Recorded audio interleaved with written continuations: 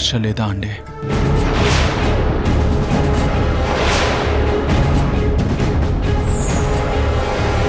ఇంక వర్ష సంగతి మర్చిపోవా? ఇంత జరిగినా కూడా వర్షను వదిలేలేవా? నీ ప్రాణం తీసుకునే పరిస్థితి రావడానికి కారణం వర్ష. అయినా తన గురించే ఆలోచిస్తున్నావు. నిన్ను ప్రాణంగా ప్రేమిస్తున్నాను, నన్ను మాత్రం నువ్వు అడుగడుగునా అవమానిస్తున్నావు. అది మాత్రం నీకు కనిపించడం లేదు. వంశీ, ఒకప్పుడు నువ్వు ఎలా ఉండేవాడివి, ఎంత సంతోషంగా ఉండేవాడివి. కాని వర్షాన్ని ప్రేమించాక నీ బతికేమైంది? నీలో ఆనందం కరువైంది, నీలో నవ్వే మాయమైంది. అర్హత లేని వాళ్లకు మనసివ్వకూడదని ఇప్పటికైనా తెలుసుకో. నీకోసం తప్పిస్తున్న సమంత గురించి ఇప్పటికైనా ఆలోచించు వంశీ.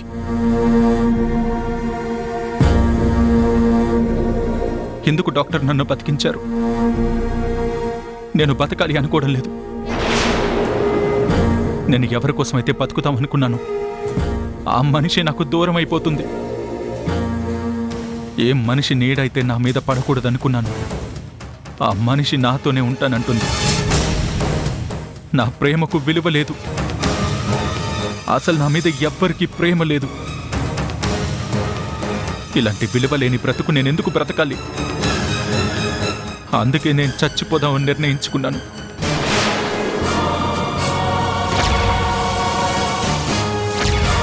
మనసిచ్చిన అమ్మాయితో బ్రతకలేనప్పుడు, మనసు లేని అమ్మాయితోనే బ్రతకాల్సి వచ్చినప్పుడు అది బ్రతకనిపించుకోదు. దానికన్నా చావే మంచిది.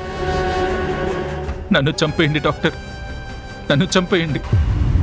నాకు బ్రతికే అర్హత లేదు. నన్ను చంపేయండి, చంపేయండి. Mister Vamshi, cool. నాకు బ్రతికే అర్హత లేదు. నువ్వు ఇప్పుడు ఎక్కువ ఆవేశపడకూడదు. నన్ను దయచేసి చంపేయండి డాక్టర్, ప్లీజ్ డాక్టర్.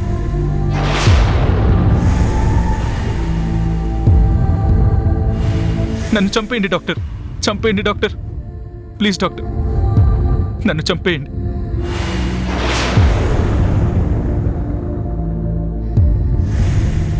చూడండి, మీకు ముందే చెప్పాను కదా తను ఎమోషనల్ అవ్వకూడదని. ఆ పాయిజన్ ఎఫెక్ట్ ఇంకా బాడీలోనే ఉంది. ఇంకా తన ఎమోషన్ అయి బీపీ పెరిగిందంటే అతని ప్రాణానికే ప్రమాదం. తను పూర్తిగా కోలుకునేంత వరకు పర్సనల్ విషయాలు ఏదీ మాట్లాడకూడదు. ప్లీజ్ దయచేసి బయటికి వెళ్ళండి.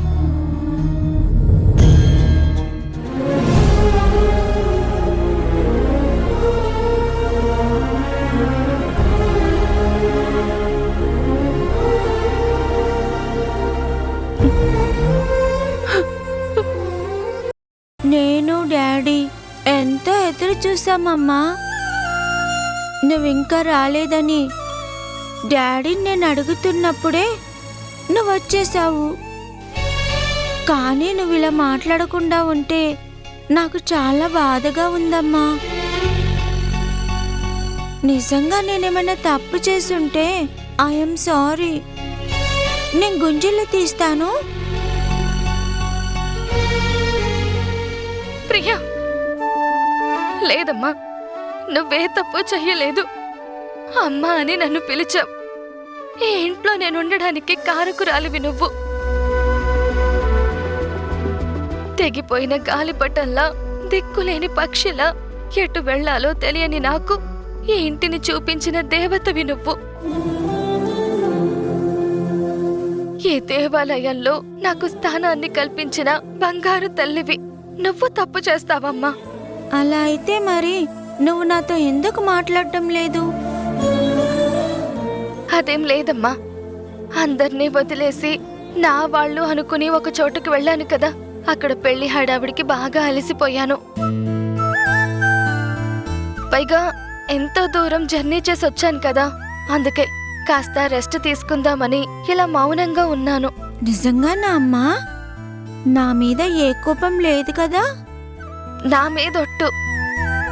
నీ మీద నాకేం కోపం లేదు, ఎప్పటికీ రాదు కూడా. నువ్వు నన్ను అమ్మ అని పిలిచినా నాకు మా అమ్మలాగే కనిపిస్తావు. నువ్వు పంచిన ప్రేమ అంత గొప్పది. నువ్వు చూపించే అభిమానం అంత గొప్పది. నీ మీద నేను ఎప్పటికీ కోపాన్ని పెంచుకోనమ్మా. నీతో అలా ప్రవర్తించినందుకు ఐఎమ్ సారీ ప్రియా.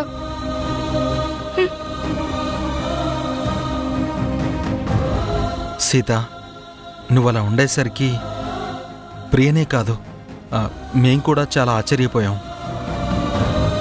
ఈ ఇంట్లో నీకేమైనా ఇబ్బంది వచ్చిందేమోనని నేను తులసమ్మ కూడా చాలా బాధపడ్డాం. పాప తట్టుకోలేకపోయింది కాబట్టి నీ దగ్గరికి వచ్చి మాట్లాడింది.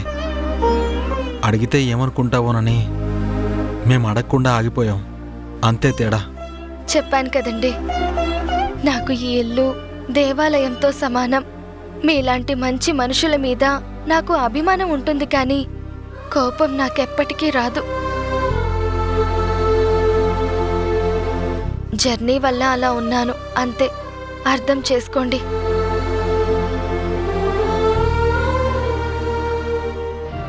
ప్రియా, అమ్మకి కోపం లేదని తెలిసింది కదా. అమ్మ చాలా దూరం జర్నీ చేసి వచ్చింది కదా.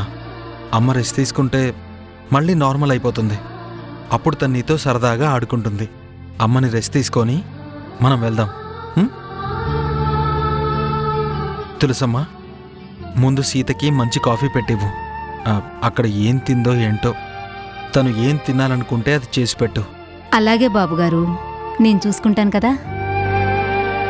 ప్రియా, వెళ్దామా? ప్రియా, నువ్వు చదువుకోమ్మా, సరేనా? రేపటి నుంచి మళ్ళీ మనిద్దరం సరదాగా ఆడుకుందాం, ఓకేనా? సరే అమ్మా. పదమ్మా.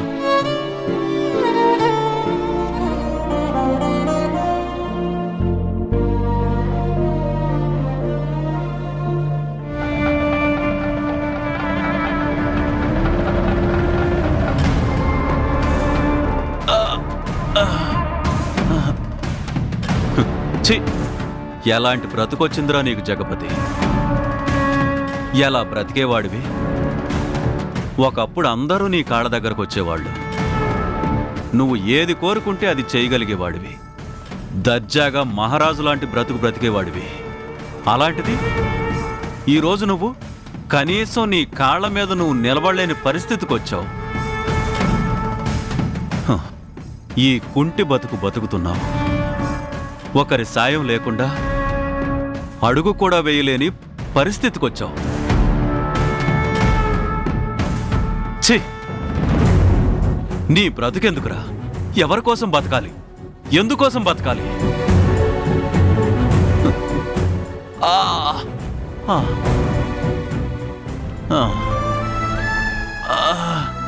ఆ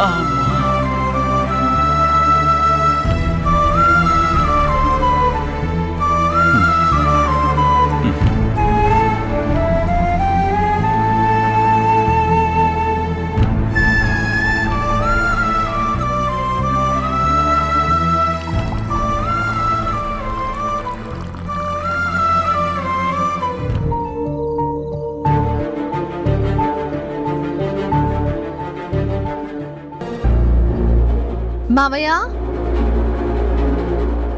మావయ్య, మావయ్య, మావయ్య, మావయ్య ఏరి? రూమ్లో కనబడడం లేదు.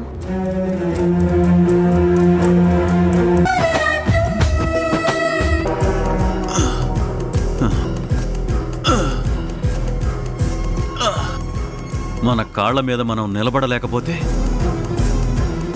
ఆ బ్రతుకెంత దుర్భరంగా ఉంటుందో నన్ను చూస్తే అర్థమవుతుంది. ఏ మనిషినైతే నేను చంపాలనుకున్నానో, ఏ మనిషినైతే అడ్డు తొలగించుకోవాలనుకున్నానో, ఏ మనిషి వల్ల నా కొడుకు జీవితంలో నేనేం చేయలేకపోతున్నాను అనుకున్నాను, ఇప్పుడు అదే మనిషి దయ వల్ల నేను బ్రతకాల్సి వస్తుంది. అదే మనిషి మీద ఆధారపడి నేనుండాల్సి వస్తుంది. అది నాకు నచ్చలేదు. ఇలాంటి బ్రతుకు నాకు అక్కర్లేదు. ఒకరి దగ్గర చేయి చాచకుండా 10 మందిని శాసిస్తూ బతికిన మనిషిని నేను. ఇప్పుడు తల వంచుకుని బ్రతకలేకపోతున్నాను. దానికి తోడు ఈ కుంటి బ్రతుకు నన్ను మరింత కృంగదీస్తుంది. నేను ఎవ్వరికీ అవసరం లేదు. నాకెవ్వరూ అవసరం లేదు.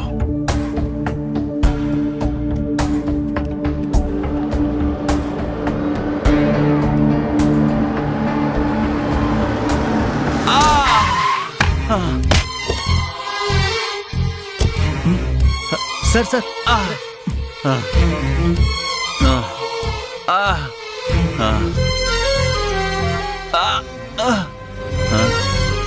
మీకేం కాలేదు కదండి? జగపతి గారు మీరా? చాలా ఆశ్చర్యంగా ఉంది జగపతి గారు. మీకు ఈ పరిస్థితి రావడం ఏంటి? టైం బాగా లేనప్పుడు ఇలాగే జరుగుతుంది. గ్రహాలు ఎదురు తిరిగినప్పుడు పరిస్థితులు ఇలాగే మారిపోతాయి. అనుకున్నదొక్కటి జరిగింది ఇంకొకటి అయినప్పుడు బతుకిలాగే కుంటిలాగానే మిగిలిపోతుంది. అయినా నా గురించి మీకు అనవసరం. హెల్ప్ చేసినందుకు చాలా థ్యాంక్స్. సార్ సార్ మీరు ఇంకా నన్ను గుర్తుపట్టలేదా? నేను రాణి తమ్ముడు గోపిని, ఈ డిస్ట్రిక్ట్ కలెక్టర్ని. చాలా సంతోషం. మీ పని మీరు చూసుకోండి, నా పని నన్ను చేసుకోనివ్వండి. లేదండి, మీ మాటే చెప్తుంది మీరు ఎలాంటి పని మీద వెళ్ళబోతున్నారో. మీరు ఇలాంటి పరిస్థితుల్లో బయట తిరగకూడదండి. మీరు ఎక్కడ ఉండాలో నాకు తెలుసు. రండి రండి సార్, రండి సార్. మావయ్య మావయ్య మావయ్య ఎక్కడికి వెళ్ళిపోయారు? ఇలా చెప్పపెట్టకుండా మీరు వెళ్ళిపోతే ఎలా? మీరు భారమని మేమెప్పుడు అనుకోలేదు మావయ్య. మీరు ఇలా బాధపడుతుంటే మీకు సర్ది చెప్పాలనుకున్నాము, కానీ మీరు ఇలా ఇంట్లో ఎవరికి చెప్పకుండా వెళ్ళిపోతారని మేము అస్సలు ఊహించలేదు.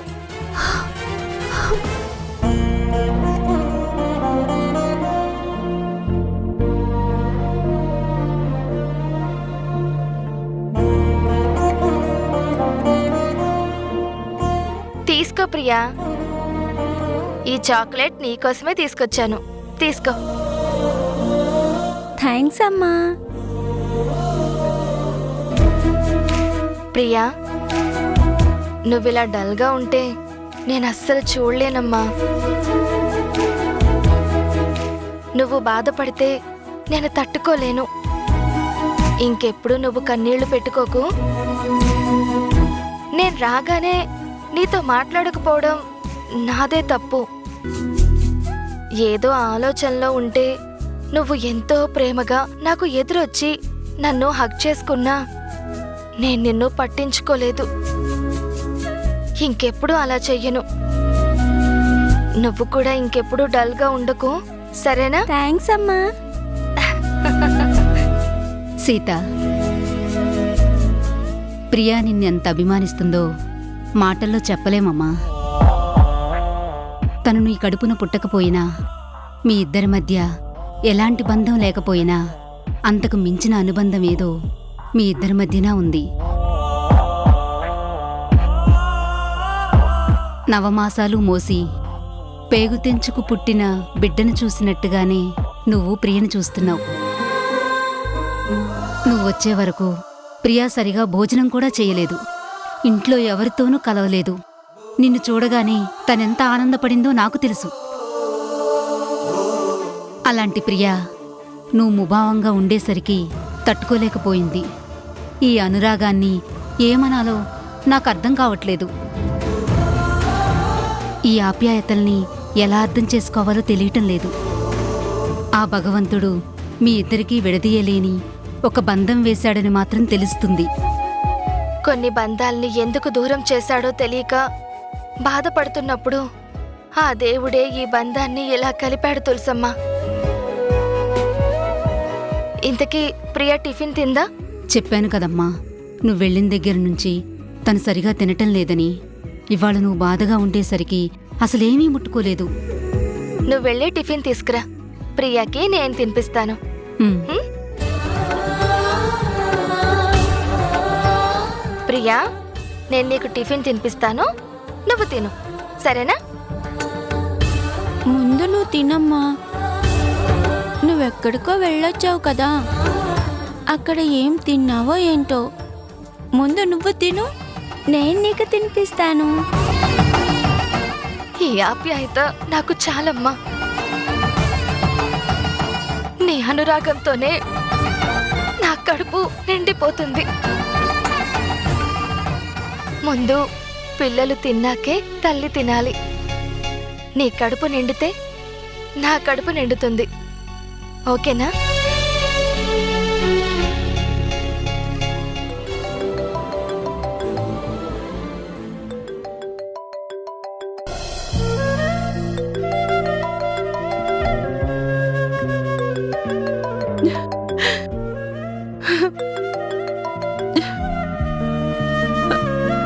అమ్మ వర్ష, ఎలా ఉన్నావమ్మా? బాగున్నాను నానమ్మ. ఎందుకు నానమ్మ బాధపడుతున్నావు? అంతా మంచే జరుగుతుంది. ఆ దేవుడు మనకి అంతా మంచే చేస్తాడు. నేను కూడా అదే కోరుకుంటున్నానమ్మా. కానీ ఎప్పుడూ బాధే తప్ప ఆనందం కనిపించడం లేదు. అందుకే ఆ స్వామిని అడుగుతున్నాను, నేను చేసిన తప్పేంటి, నా కుటుంబంలోనే ఎందుకు ఇలా జరుగుతుంది అని. కొన్ని ఎందుకు జరుగుతాయి అనే దానికి సమాధానం ఉండదు నానమ్మ. అలా అని ప్రశ్నగా మిగిలిపోకూడదు. సమాధానాన్ని మనమే వెతుక్కోవాలి. అందుకే సమస్యకి పరిష్కారాన్ని నేను వెతికాను. చాలా గొప్పగా వెతికావు. వంశీ నీకు దూరంగా ఉండలేకపోతున్నాడు. నువ్వు వంశీ జీవితంలో ఉండవు అని తెలిస్తే తను ప్రాణమే తనకక్కర్లేదు అనుకున్నాడు. వంశీ ఇప్పుడు ఎలాంటి ఆవేశానికి లోను కాకూడదని డాక్టర్ గారు చెప్తున్నారు. కానీ వంశీ నిన్ను చూడకుండా ఒక్క నిమిషం కూడా ఉండలేకపోతున్నాడు. వంశీతో సమంతని కలపాలని నువ్వు అనుకుంటున్నావు. కానీ నీ నిర్ణయం ఇప్పుడు ఈ పరిస్థితికి దారితీస్తుంది. నా మాట వినమ్మా. నువ్వు నా మనవరాలన్న విషయం ప్రపంచానికి చెప్దాం. తర్వాత మీ ప్రేమని నేను గెలిపిస్తానే.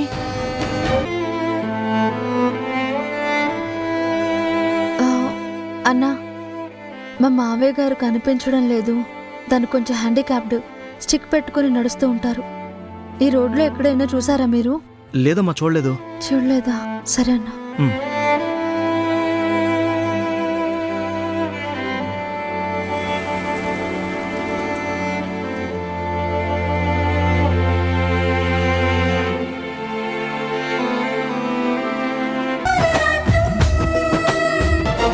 మనసుని ఎంత బాధ పెట్టినా మనుషులు కలవాలి అంటే కొన్ని సరిహద్దులు చెరిగిపోవాలి. అంతవరకు నేను దూరంగానే ఉండాలి. దయచేసి ఇంకోలా అనుకోకు. అక్క, నువ్వు ఎప్పుడూ సంతోషంగా ఉండాలి. దయచేసి అర్థం చేసుకో. అంటే ఏంట్రా అర్థం చేసుకునేది? అభిమానం పెదాల మీద కాదురా, గుండెల్లో ఉండాలి. మమకారం మాటల్లో కాదురా, చేతల్లో కనిపించాలి. నీ వల్ల రాధాకృష్ణకి ఆపరేషన్ జరిగిందని రాణి ఎంతగానో మురిసిపోయింది. అది నాకు తెలుసు. అమ్మా, తను రాలేను అంటుంటే దాని వెనకాల తన బాధ ఏంటో అర్థం చేసుకోవాలి. నువ్వు కూడా ఇలా మాట్లాడితే తను ఎంత బాధపడతాడో ఆలోచించకపోతే ఎలా? గుమ్మం దాకా వచ్చాడు. మనం బాగుండాలని కోరుకుంటున్నాడు. నా మంచి కోరుకునే నా తమ్ముడు ఎక్కడ ఉన్నా సంతోషంగా ఉండాలని నేను కోరుకుంటాను.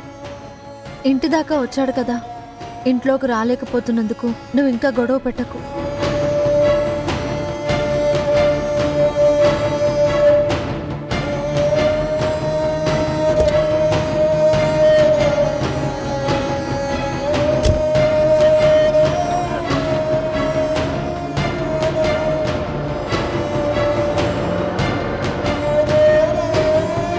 అక్క, గోపికి మనవంటి చాలా అభిమానం ఉంది.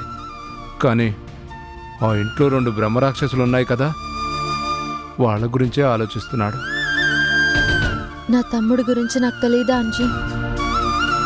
వాడికి మనం అంటే ఎంత ఇష్టం ఉందో వాడి కళ్ళు చెప్తున్నాయి. లోపలికి రాలేకపోతున్నందుకు వాడెంత బాధపడుతున్నాడో ఆ కళ్ళల్లో విషాదం కనబడుతోంది. అందుకే తమ్ముడిని బాధ పెట్టొద్దని అమ్మతో అలా మాట్లాడాను. వదినా, నీ మనవరాలి వర్ష ఎక్కడుందో తెలిసినట్టుంది. నాకు తెలిస్తే ఇంటికి తీసుకొచ్చేదాన్ని కదొదినా.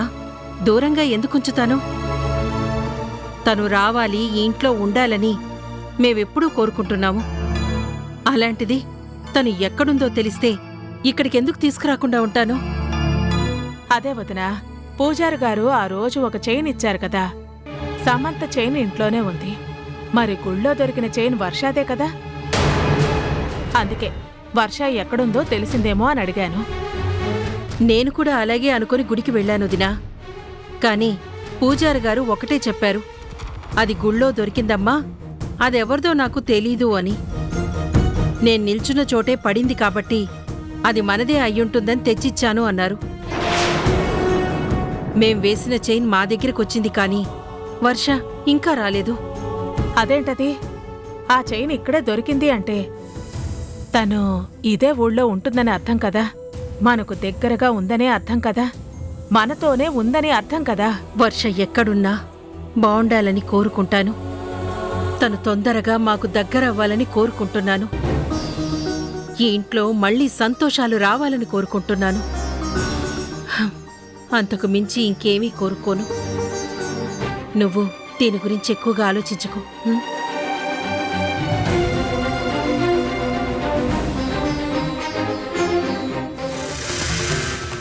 నువ్వు చాలా తెలివైన దానివి వదినా. నేను ఎంత తెలివిగా ప్రశ్నలు వేసినా నీ మనవరాల్ని నువ్వు చూశావన్న నిజాన్ని మాత్రం నువ్వు బయట పెట్టడం లేదు. కానీ నిజం నాకు తెలిసిందని నువ్వు ఊహించలేకపోతున్నావు. ఈ నిజాన్ని నువ్వు ఎందుకు రహస్యంగా ఉంచుతున్నావో తెలుసుకుంటాను.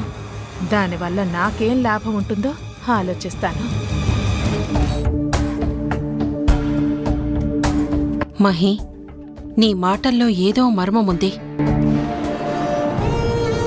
ఏ స్నేహితుడైనా తన స్నేహితుడు చనిపోవాలని కోరుకుంటాడా? అసలెందుకు వంశీ ఇలా చేశావు? మనసు లేని చోట మనిషి బ్రతకలేడు బ్రో. సమంతని నేను ప్రేమిస్తున్నానని మీ అందరితో చెప్తుంది. కానీ తన మనసులో నిజంగా ప్రేమ లేదు. ప్రేమ చెప్పుకుంటే వచ్చేది కాదు, గుండెల్లోంచి రావాలి, మనసులోంచి పుట్టాలి. అది ఎవరు చెప్పినా చెప్పకపోయినా మనం ప్రేమిస్తున్న వాళ్ళకి మన ప్రేమేంటో తెలిసిపోతుంది. వాళ్ళని చూసినప్పుడు మన కళ్ళు చెబుతాయి. వాళ్లతో మాట్లాడేటప్పుడు ఆ మాటల్లో మాధుర్యం చెప్తుంది. కానీ సమంత ప్రేమంతా నటన. అందుకే నేను భరించలేకపోతున్నాను. ఈ విషయం ఇక్కడితో వదిలేపురు. నువ్వు ఒక వ్యక్తిని మనసారా ప్రేమిస్తున్నానన్నావు కదా, తనకి నీ ప్రేమను కూడా చెప్పానన్నావు కదా, మరి తనేముందో ఇంకా చెప్పలేదు. తన నుంచి ఇంకా ఏ సమాధానం రాలేదు బ్రో. నా ఇష్టాన్ని చెప్పాను అని చెప్పాను. ఆలోచించి సమాధానం చెప్పమన్నాను. ఇన్ని రోజులుగా తను ఏ సమాధానం చెప్పలేదు. బహుశా నేనంటే ఇష్టం లేదేమో. అందుకే మళ్ళీ నేనేం అడగలేదు. నువ్వే చెప్పావు కదా, ప్రేమ అనేది ఇద్దరి వైపు నుంచి ఉండాలని. అందుకే ఇంకా తనని నేనేం అడగలేకపోయాను. నీలాంటి వాడిని ఇష్టపడకపోవడానికి కారణాలేముంటాయి బ్రో? నువ్వు చాలా మంచివాడివి, అభిమానాన్ని పంచుతావు, నిస్వార్థంగా సేవ చేస్తావు. ఎవరికైనా కష్టం అంటే నువ్వు చెలించిపోతావు. ఏ వ్యక్తి అయినా తన జీవితంలోకి వచ్చే మనిషి ఇంతకన్నా గొప్పవాడు ఉంటాడు అని ఎవ్వరూ ఊహించరు. నీలాంటి వాణ్ణి అసలు ఎవరూ వదులుకోరు. అందుకే ఒక పని చేయి కళ్యాణ్, నువ్వు తన్ని ఆలోచించుకుని చెప్పమని చెప్పావు. సమాధానం చెప్పడానికి ఎలాంటి సమయం పెట్టలేదు. ఈసారి నీ నిర్ణయాన్ని చెప్పు. ఇంత సమయంలోగా తను సమాధానం చెప్పాలి అని గడువు పెట్టు. నీ మీద తనకు అభిమానం ఉంటే నీ నిర్ణయం తనకిష్టమని చెప్తుంది. ఒకవేళ నువ్వు అనుకున్నట్టే తనకు అలాంటి ఉద్దేశం లేకపోతే నేనేమీ చేయలేనని చెప్తుంది. ఏదైనా సరే తన నిర్ణయం అయితే చెప్తుంది. అలా ప్రయత్నించి చూడు. ఎందుకంటే నువ్వంటే ఇష్టం లేకుండా నువ్విచ్చిన గిఫ్ట్ అయితే తీసుకోదు. నువ్వంటే ఇష్టం లేకుండా నీతో తన మనసు పంచుకోదు. తన నిర్ణయం చెప్పడానికి ఏదో అడ్డొస్తుంది. ఆ అడ్డు తొలగి తన మనసులో మాట నీతో చెప్పాలి. ఇప్పుడు నువ్వు ఇచ్చిన ఆలోచన బాగుంది. తనతో మాట్లాడి చూస్తాను. ఇంత మంచి సలహా ఇచ్చినందుకు thank thank you so much. ఇక్కడ పట్టుకో అమ్మా.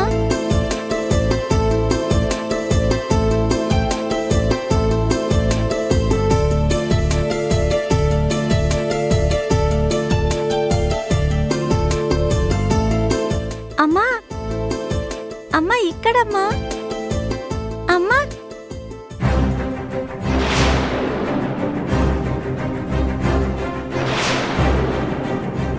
సీత, నువ్వు ప్రియకి పూర్తిగా అమ్మలాగా మారిపోయావు.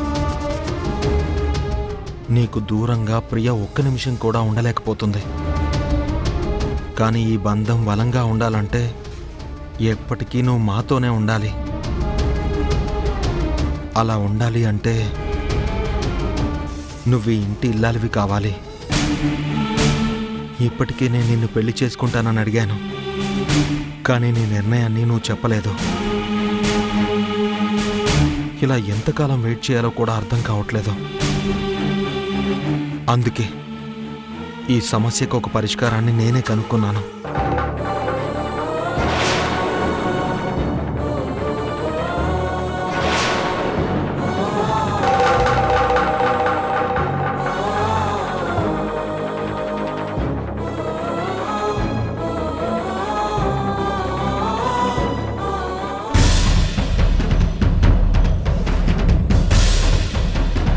ప్రియా,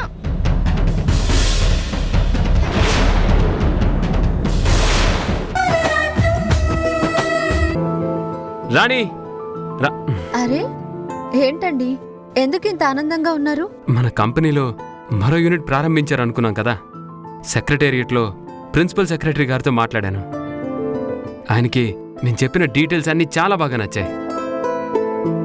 వెంటనే ప్రాపర్టీ రిపోర్ట్ రెడీ చేసి సబ్మిట్ చేయమని చెప్పారు. అన్ని అనుమతులు ఇస్తా అన్నారు. ఇంత పెద్ద గుడ్ న్యూస్ ఫస్ట్ నీతోనే చెప్పాలనుకున్నాను. చాలా సంతోషంగా ఉందండి. కృషితో నాస్తి దుర్భిక్షం అంటారు. మీ పట్టుదల ఈరోజు ఈ స్థాయికి తీసుకొచ్చింది. మీరు తలుచుకుంటే ఏదైనా సాధించగలరు అని. మీ సంకల్ప బలం, తాతయ్య చేయూత, ఇలా అన్నీ కలిసి ఈరోజు ఈ స్థాయికి తీసుకొచ్చింది. ఇదంతా మీ కృషి. ఇది కేవలం నా ఒక్కడి కృషే కాదు, ఇందులో నీ కృషి కూడా చాలా ఉంది. కానీ కష్టాన్ని నమ్ముకున్న వాళ్ళు, కష్టాన్ని ఇష్టంగా మార్చుకున్న వాళ్ళు ఎంత కష్టపడైనా సరే అనుకున్నది సాధిస్తారని నువ్వు నిరూపించావు రాణి. మూతపడిపోవాల్సిన కంపెనీని మళ్ళీ లాభాల్లోకి నడిపించావు. అదే 10 పెరిగి ఈరోజు మరిన్ని యూనిట్లు పెట్టేలా తీసుకొచ్చావు.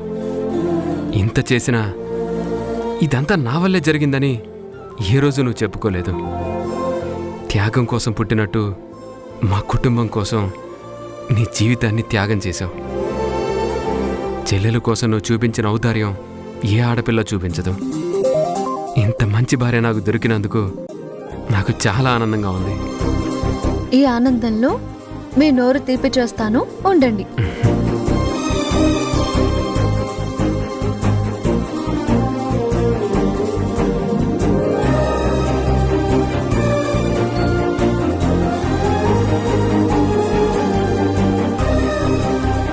నా కోసం ఎంతో చేసినా నీకోసం, మనసారా నా కోసం మీరే తీసుకొచ్చారు కదా, మీరే నా తల్లో పెట్టండి.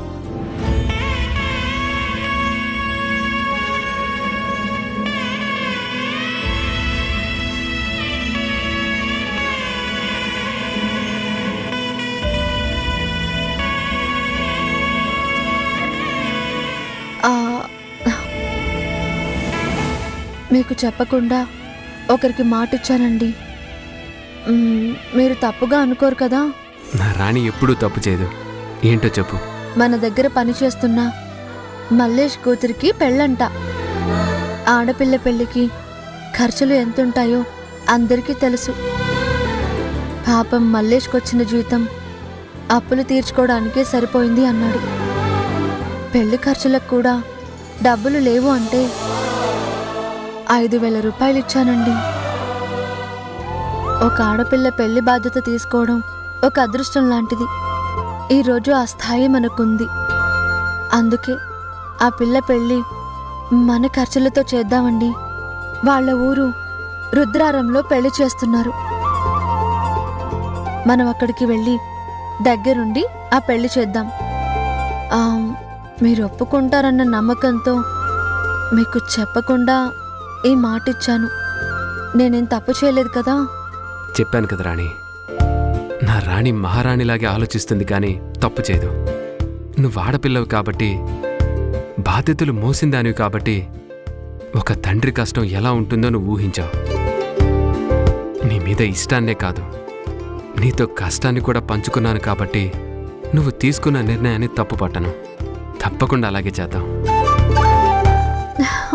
నా మంచి మగుడు.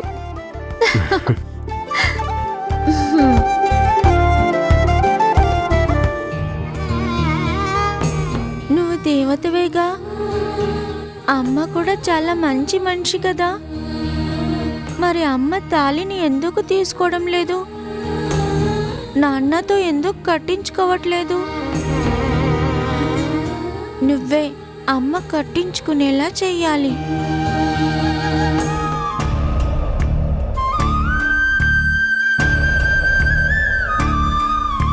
ఏంటి స్వామి ఇది? ఎందుకు స్వామి నాకింత అగ్ని పరీక్ష పెడుతున్నావు? నా కుటుంబం ఏంటో నాకు తెలిసింది. నా అక్కకి ద్రోహం చెయ్యకూడదని నా మనసు చంపుకుని, నేను ప్రేమించిన మనిషిని వదులుకుని వాళ్ళిద్దరినీ కలపాలని నిర్ణయించుకున్నాను. చివరికి నా ప్రాణమైనా తీసుకుని వాళ్ళిద్దరినీ ఒక్కటి చెయ్యాలి అనుకున్నాను. కానీ అలా జరగలేదు. వంశీ మనసు మారలేదు. తను ప్రాణం తీసుకోవాలి అనుకున్నాడు. అందరికీ దూరంగా ఒక దేవాలయం లాంటి ఇంట్లో తలదాచుకుంటూ ఉంటే ఆ మంచి మనిషికి నన్ను పెళ్లి చేసుకునే ఉద్దేశాన్ని కల్పించావు. తన కూతురికి నేను తల్లిగా ఉంటేనే ఆ ఇల్లు ఆనందంగా ఉంటుందని ఆలోచిస్తున్నారు. ఎలా చేశావేంటి స్వామి? ఏంటి ఈ పరీక్ష? ఇప్పుడు నేనేటు నిలబడాలి? ఎవరి వైపు మాట్లాడాలి? ఎవరి గురించి ఆలోచించాలి? దీనికన్నా ఎవ్వరికీ కనపడకుండా దూరంగా ఎక్కడికో వెళ్ళిపోవాలనుంది, లేదా శాశ్వతంగా నీలో కలిసిపోవాలనుంది.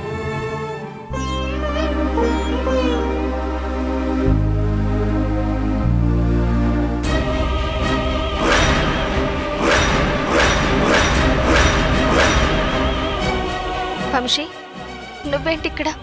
నీతో మాట్లాడాలని వచ్చాను. నా జీవితం ఏంటో ఈరోజు తేల్చుకోవాలని వచ్చాను. ఒకరోజు అదే దేవుడు సాక్షిగానే నువ్వు నా ప్రేమను ఒప్పుకున్నావు. మన ప్రేమకు సాక్ష్యం ఆ భగవంతుడే.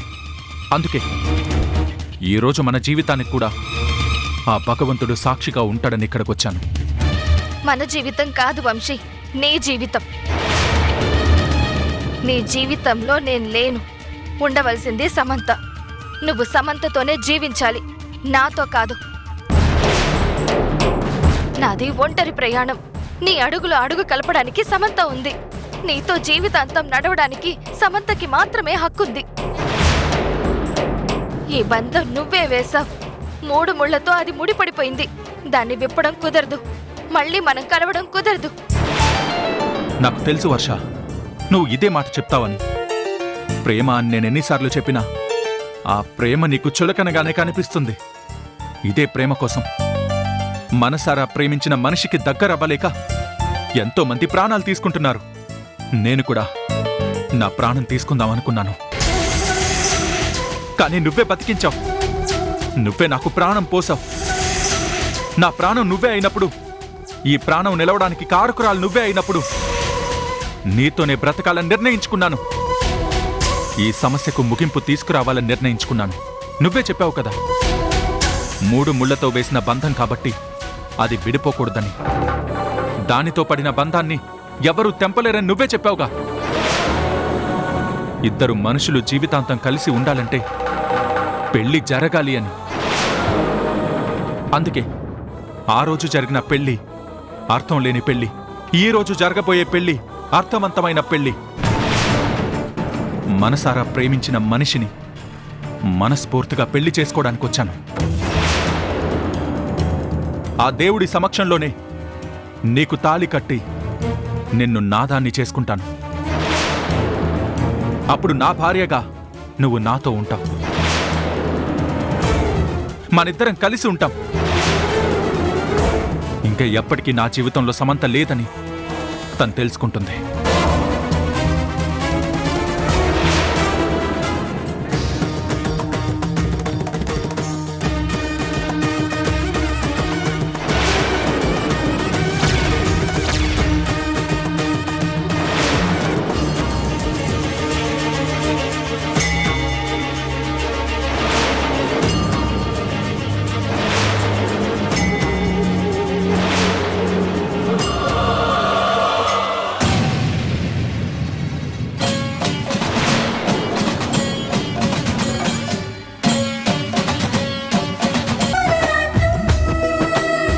మంచి మనసుతో కోరుకునేది ఏదైనా తప్పకుండా ఆ దేవుడు కరుణిస్తాడండి.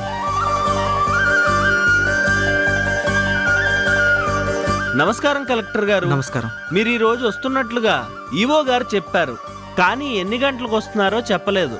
ముందు మీ పూజ కానిచ్చి తర్వాత అందరి పూజ చేయిస్తాను, రండి. లేదు పంతులు గారు, అధికారం అనేది ప్రజలకు సేవ చేయడానికి తప్ప ప్రజల కన్నా మేము గొప్ప అని చెప్పుకోవడానికి కాదు. అయినా దేవుడి దగ్గర అందరూ సమానమే. ముందు వాళ్ళొచ్చారు, వాళ్ళ పూజ కానిచ్చాక తర్వాత మాకు చేయండి.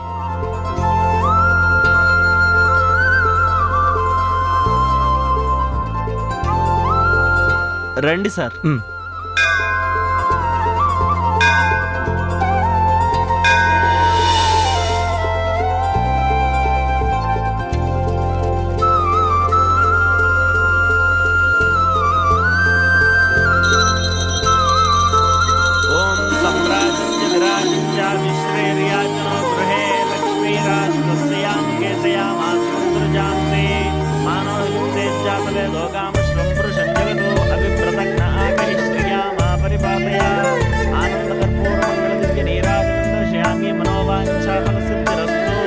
అమ్మా, చెల్లెలు తమ్ముడు అందరూ కలిసి ఉండాలని ఆ దేవుణ్ణి వేడుకున్నావు. తప్పకుండా ఆ పరమేశ్వరుడు నీ మాటను మన్నిస్తాడు.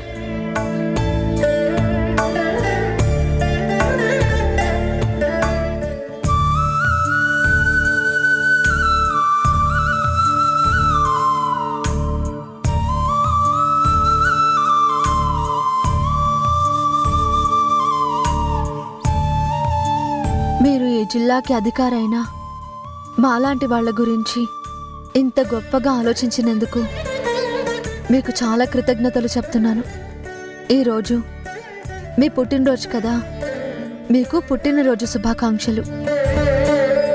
మీలాంటి పెద్దవారు నాకు శుభాకాంక్షలు చెప్పడమే ఈరోజు నాకు పెద్ద వరం.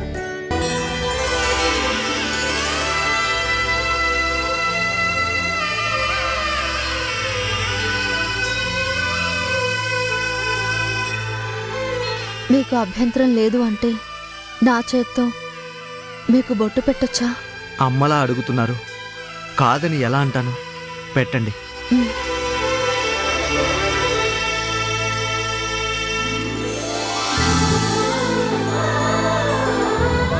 మీకు అంతా మంచే జరుగుతుంది, మంచే జరగాలి. మీరు ఎప్పుడూ బాగుండాలి. సరే, వస్తాము. రండి.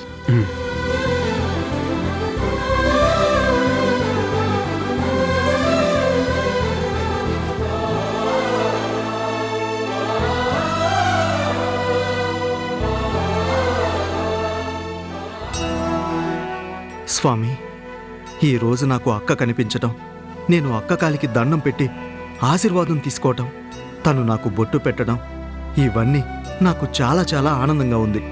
తొందరలోనే వీళ్ళ మనసు మారి నేను అక్కకి దగ్గరయ్యేలా చూడు స్వామి. మానోహికం సేజ్జాతవేదో గామశ్వం పురుషం జగతో అభిప్రదగ్న ఆగహి శ్రియా మా పరిపాతయ ఆనందకర్పూరమంగళ దివ్య నీరాజనం దర్శయామి మనోవాంఛాఫల సిద్ధిరస్తు.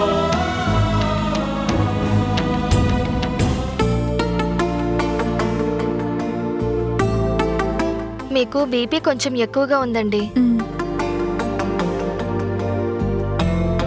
ఈ టాబ్లెట్స్ వాడండి, తగ్గిపోతుంది. సరే అండి.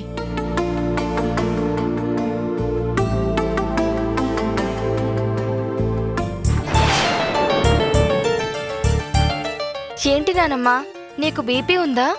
బీపీ నాకు లేదు, మీ తాతయ్యకుంది. అందుకే నీ మీద కోపాన్ని అలా పెంచుకుంటున్నారు. ఇప్పుడు నేనొచ్చింది నాకేదో రోగం ఉందని కాదు. ధైర్యంగా నువ్వే నా మనవరాలని నేను చెప్పలేకపోతున్నాను. అలా చెప్పటానికి ఏదైనా మందుంటే ఇవ్వు.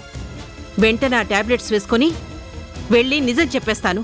అన్నీ తెలిసి మళ్ళీ ఎందుకు నానమ్మ ఇలా మాట్లాడుతున్నావు?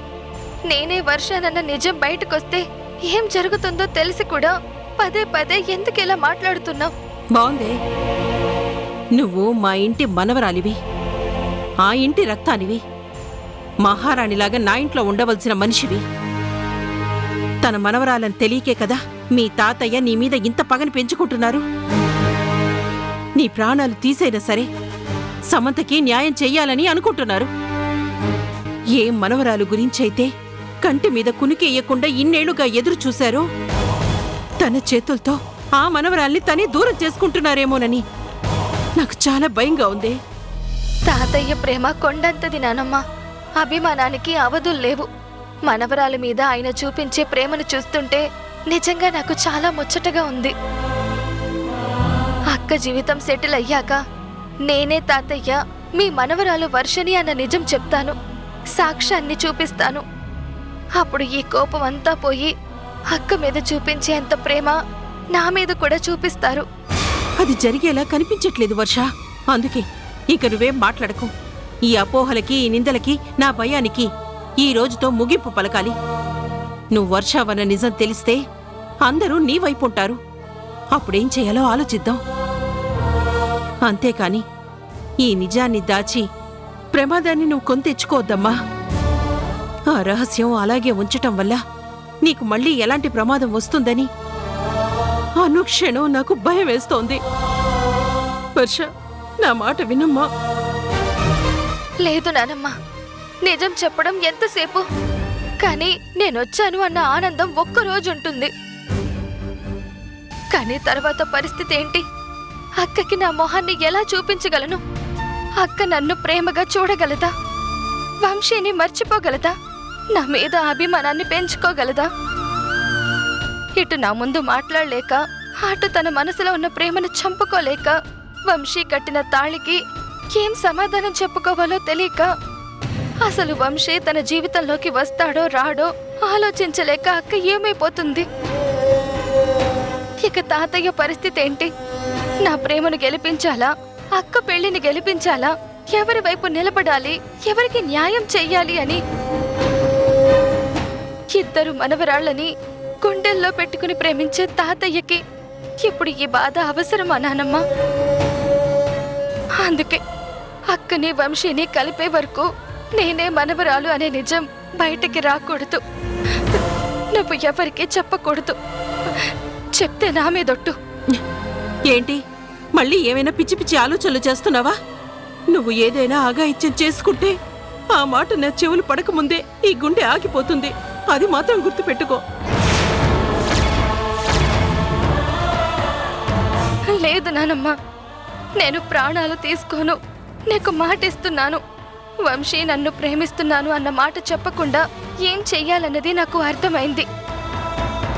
తొందరలోనే వంశీని అక్కనే కలుపుతాను. అంతవరకు ఈ విషయం బయటికి రాకూడదు. నువ్వెవ్వరికీ చెప్పకూడదు. ఇది నువ్వు ప్రాణంగా ప్రేమించే నీ మనవరాలకిస్తున్న మాట.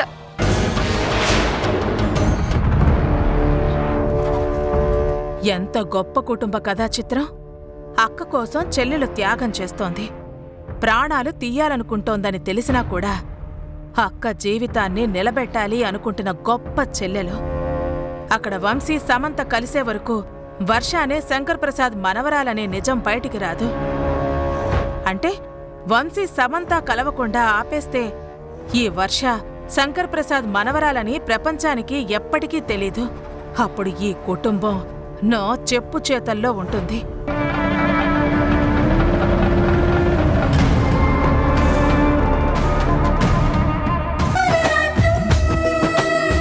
పర్సనల్ విషయాన్ని ప్రొఫెషనల్లో చూపించకూడదని ఎప్పుడూ చెప్పే మీరే ఇలా మాట్లాడుతున్నారు.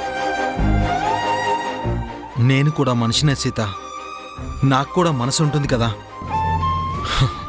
నా గుండె కూడా బాధ, ఆనందం, సంతోషం ఇవన్నీ ఉంటాయి. నేను డాక్టర్నే. పర్సనల్ ఎమోషన్లు ఉండకూడదని అందరికీ చెప్పుండొచ్చు, కానీ అన్ని వేళలా అది సాధ్యం కాదు. ఒక్కోసారి మనకి తెలియకుండానే మన గుండె మనల్ని చాలా బాధ పెడుతుంది. దాన్ని తట్టుకోవడం చాలా కష్టంగా ఉంటుంది. గాయం బయటికుంటే ట్రీట్మెంట్ ఉంటుంది, అదే మనసుకుంటే ట్రీట్మెంట్ ఉండదు. మీరిలా ఎందుకు మాట్లాడుతున్నారో నేను అర్థం చేసుకోగలను, కానీ నేను చెప్పబోయేది చూడు సీత, నేను నిన్ను తప్పుపట్టట్లేదు. నీ నిర్ణయాన్ని నిన్నే తీసుకోమని అన్నాను. అలా అని నేనేదో పిచ్చిగా ఆలోచిస్తున్నానని కాదు. ప్రియా ఏ రోజైతే నిన్ను అమ్మా అని పిలిచిందో, ప్రియాకి ఏ రోజైతే నీ నుంచి తల్లి ప్రేమ దొరికిందో, ఆ క్షణం నుంచి నేను నా కూతురు గురించి ఆలోచించాను. మళ్ళీ తల్లి ప్రేమ ఎలా ఉంటుందో ప్రియా నీ నుంచే పొందుతుంది. అందుకే నా కూతురు గురించి ఆలోచించాను. నీలాంటి మంచి మనిషి తనకి తల్లి అయితే బాగుంటుంది అని అనుకున్నాను. అలా అని నీ నిర్ణయాన్ని మార్చుకోమని నేను నీకు చెప్పను. నువ్వే నిర్ణయం తీసుకున్నా మనస్ఫూర్తిగా తీసుకోమని మాత్రం చెప్తాను. ఒక్కోసారి నీ నిర్ణయాన్ని చెప్పడానికి నీకు సమయం పట్టొచ్చు. అలాగే కొన్ని విషయాలు ఆలోచించినప్పుడు నాకు కూడా బాధ అనేది ఉంటుంది కదా. మనసు బాలేనప్పుడు మనస్ఫూర్తిగా ట్రీట్మెంట్ చేయలేను, ప్రాణాలతో చెలగాటమాడలేను.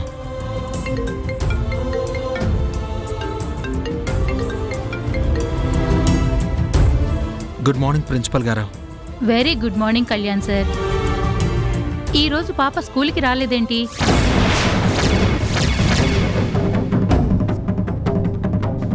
రాకపోవడం ఏంటి మేడం? మా శ్రీను తీసుకొచ్చి స్కూల్లో దించానని చెప్పాడే. తన పాపని స్కూల్లో డ్రాప్ చేశాకే హాస్పిటల్కి వచ్చాడు. లేదు సార్, ఈరోజు ప్రియా స్కూల్కి రాలేదని సెక్యూరిటీ కూడా చెప్పాడు. ఎప్పుడూ ఇలా ఆబ్సెంట్ అవ్వదు. తన హెల్త్ ఏమైనా బాగాలేదేమోనని మీకు ఫోన్ చేశాను. ఒకసారి చెక్ చేసుకోండి సార్. అలాగే. ఉంటాను సార్. శ్రీను, శ్రీను సార్. శ్రీను, ప్రియాని స్కూల్లో డ్రాప్ చేసావు కదా? అవును సార్, తనని స్కూల్లో దిగబెట్టాకే నేను హాస్పిటల్కి వచ్చాను సార్. మరి ప్రియా స్కూల్కి రాలేదని ప్రిన్సిపల్ కాల్ చేశారు. నువ్వు స్కూల్లో డ్రాప్ చేస్తే ప్రియా స్కూల్కి వెళ్లకుండా ఎక్కడికి వెళ్తుంది? Oh my god. ఏంటి సార్, ప్రియా స్కూల్కి వెళ్ళలేదా? ఇంటికి కూడా రాలేదు అంటే ఇంకా ఎక్కడికి వెళ్ళుంటుంది? ఏమో, పద చూద్దాం.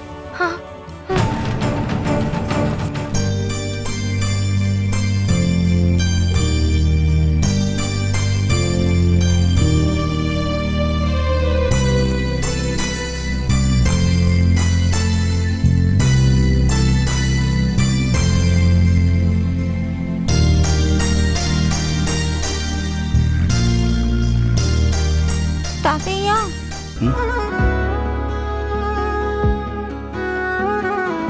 తాతయ్య మీరు డబ్బులు పడేసుకున్నారు, చూసుకోలేదా?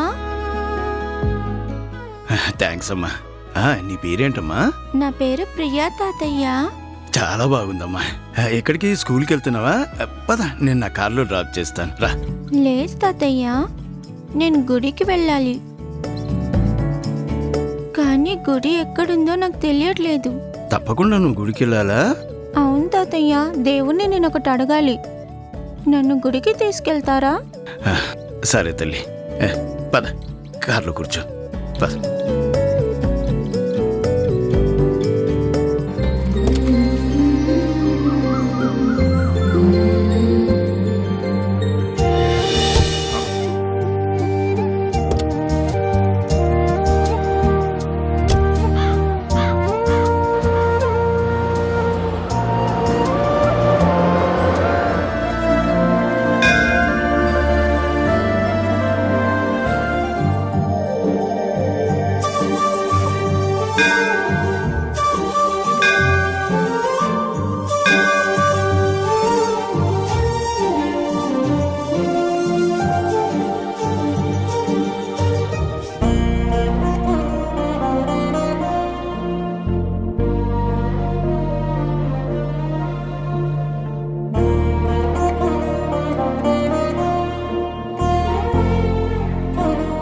స్వామి, మా అమ్మ నాన్నని పెళ్లి చేసుకునేలా ఒప్పుకునేలా నువ్వే చెయ్యి. అమ్మ చాలా మంచిది. డాడీకి కూడా అమ్మంటే చాలా ఇష్టం. డాడీని పెళ్లి చేసుకుంటే మేమంతా హ్యాపీగా ఉంటామని తులసమ్మ చెప్పింది. అందుకే అమ్మ డాడీని తప్పకుండా పెళ్లి చేసుకునేలా చెయ్యి.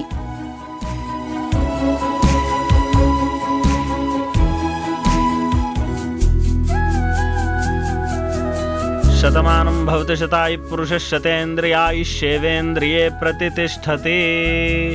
మనోవాంఛాఫలసిద్ధిరస్తో ఆయురారోగ్య ఐశ్వర్యాభివృద్ధిరస్తో. అమ్మా, గుడికొచ్చాక మనం ఓ 10 నిమిషాలన్నా కూర్చొని వెళ్ళాలి. పద, అటెళ్ళి కూర్చుందాం రా.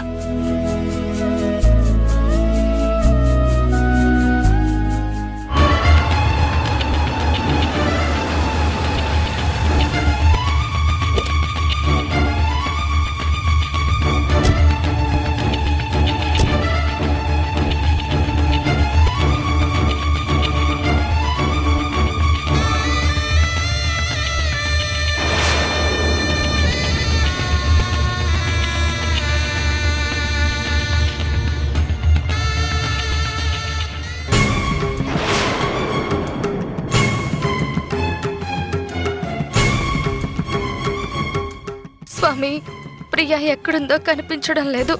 స్కూల్కి రాలేదు అని చెప్తున్నారు. తనకేమీ కాకుండా చూడు. జాగ్రత్తగా తనని మాకు అప్పగించు. పద. హా.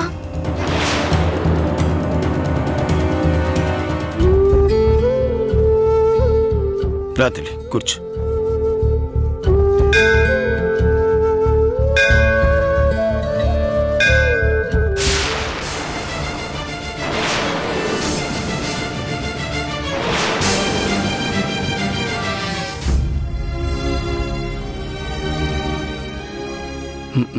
పాపా, నిన్ను మాట్లాడుగుతాను, చెప్తావా? ఏంటి తాతయ్య? అదేనమ్మా, నువ్వు గుళ్ళో దండం పెట్టుకున్నావు కదా. అమ్మ నాన్నని పెళ్లి చేసుకోవాలంటున్నావు, అమ్మ అంటున్నావు, నాన్న అంటున్నావు, మళ్ళీ అమ్మ నాన్నని పెళ్లి చేసుకోవాలంటున్నావు. ఏంటమ్మా అది? అమ్మ అంటే సొంత అమ్మ కాదు తాతయ్య, నన్ను పెంచుతున్న అమ్మ. మా అమ్మ ఎప్పుడో చచ్చిపోయింది. కానీ ఈ అమ్మ మా ఇంటికి వచ్చాకే మళ్ళీ నాకు చాలా హ్యాపీగా ఉంది. డాడీకి కూడా అమ్మ అంటే చాలా ఇష్టం. తనని పెళ్లి చేసుకోమని డాడీ అడిగారంట, కానీ అమ్మ ఏం చెప్పలేదు. అందుకే అమ్మ డాడీని పెళ్లి చేసుకోవడానికి అప్పు కావాలని, డాడీ నేను హ్యాపీగా ఉండాలని దేవుణ్ణి కోరుకున్నాను.